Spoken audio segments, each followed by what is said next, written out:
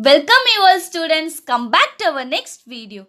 In previous class you have learned about the unit 3 measurements. In today's class we are going to learn about the unit 4 force. Before that we shall see some of the new words. Force, F-O-R-C-E, force. Object, O-B-J-E-C-T, object. Push, P-U-S-H, push. Pull, P-U-L-L, pull. Kicking, K-I-C-K-I-N-G, kicking. Lifting, L-I-F-T-I-N-G, lifting. All of you repeat after me. Force, object, push, pull, kicking, lifting. These are some of your new words. Now, we shall enter into a topic. Force. We hear the usage of this term many times in our day-to-day life, but we might not know using it. Opening a door, riding a bicycle, lifting an object of a few of the most common things that we perform in our day-to-day life, and all this requires a force. So, what is a force? Here, we are going to see about the kick and how force applied on the ball. So, let us consider a ball which is lying on the ground at rest and it's not moving. Suppose this player here wants to pass this ball to his teammate who is standing on the other side of the pitch. How will he do that? He needs to make the ball moving in the directions of the teammate, so he kicked the ball in the direction of his teammate. When he kicked the ball, we say that he applied a force on the football. As the kick is nothing but the force he applied on the ball. Now, suppose we have a desk. Here, a person wants to move a desk from point A to the point B. Again, how will he do that?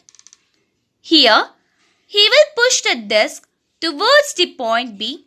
In this case, we say that a person applied a force on the desk in order to shift it from one place to the another place.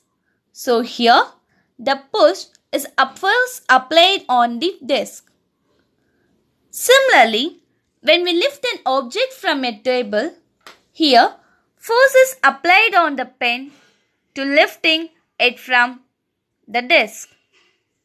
So, kicking, pushing, lifting are some of the examples for the force.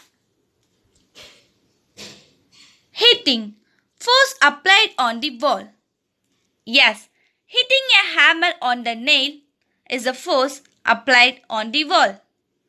We also perform some action while riding a bicycle.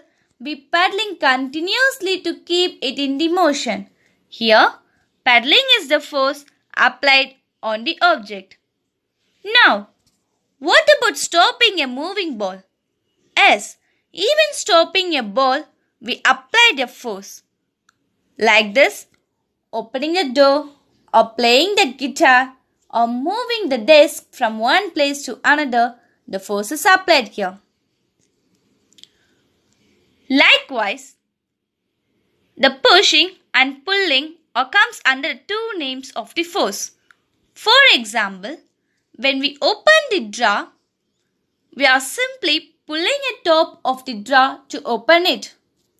Similarly, when we drawing or lifting a bucket of water from the well, we are pulling a bucket towards us.